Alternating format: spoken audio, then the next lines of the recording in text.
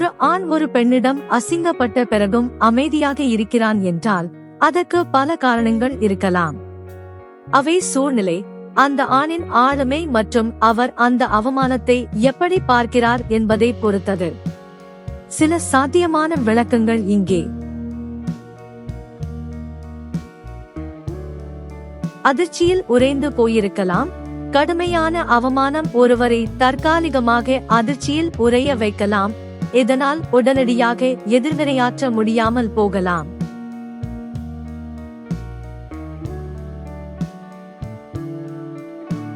கோபத்தை அடக்க முயற்சித்தல், அவர் மிகவும் கோபமாக இருக்கலாம், ஆனால் அந்த நேரத்தில் வெடிப்பதை தவிர்க்க அமைதியாக இருக்க முயற்சி செய்யலாம். பின்னர் அவர் தனிமையில் அல்லது நம்பகமான ஒருவரிடம் தன் கோபத்தை வெளிப்படுத்தலாம்.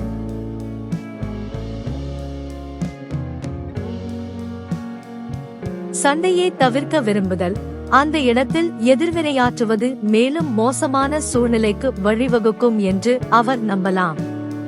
அமைதியாக இருப்பது மோதலை தவிர்க்கும் ஒரு வழியாக இருக்கலாம்.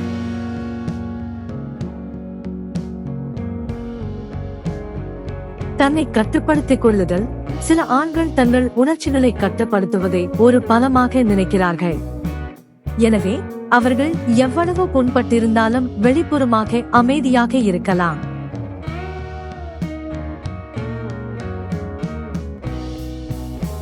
என்ன சொல்வது என்று தெரியாமல் இருக்கலாம். அவமானத்திற்கு பிறகு என்ன எதிர்வினை ஆற்றுவது அல்லது என்ன சொல்வது என்று அவருக்கு தெரியாமல் இருக்கலாம்.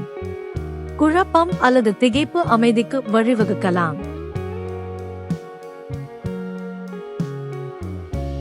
மற்றவர்களை பற்றி கவலைப்படுதல், பொது இடத்தில் அவமானம் நடந்திருந்தால் மற்றவர்கள் என்ன நினைப்பார்கள் என்று அவர் கவலைப்படலாம், எனவே அமைதியாக இருக்கலாம்.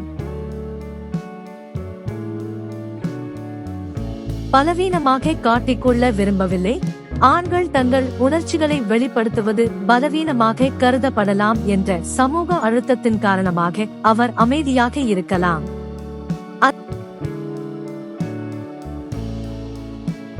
இந்த அவமானத்தை உள்வாங்க நேரம் தேவைப்படலாம். சில நேரங்களில் ஒரு அவமானத்தின் முழு தாக்கத்தையும் உணரவும் அதற்கு பதிலளிக்கவும் நேரம் தேவைப்படலாம்.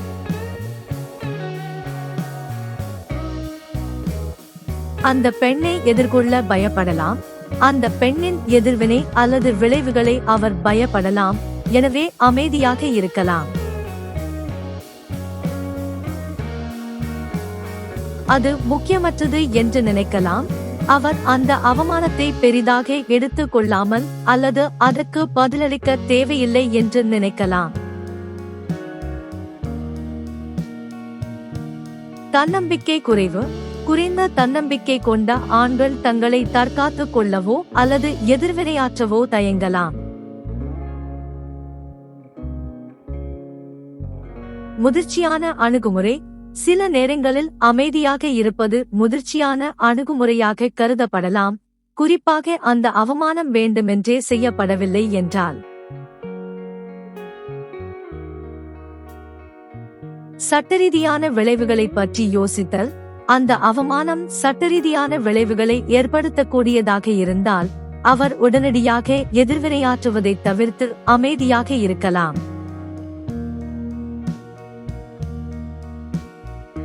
உடல்நிலை சரியில்லாமல் இருக்கலாம்.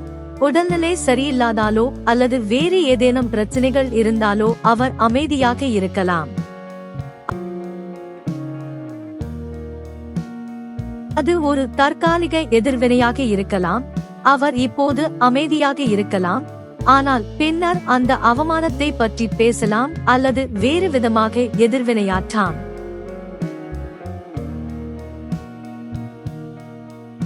ஆகவே ஒரு ஆண் அசிங்கப்பட்ட பிறகும் அமைதியாக இருந்தால் அதற்கு பல காரணங்கள் இருக்கலாம். அவரது அமைதி அவர் அந்த அவமானத்தை உணரவில்லை என்று அர்த்தமல்ல.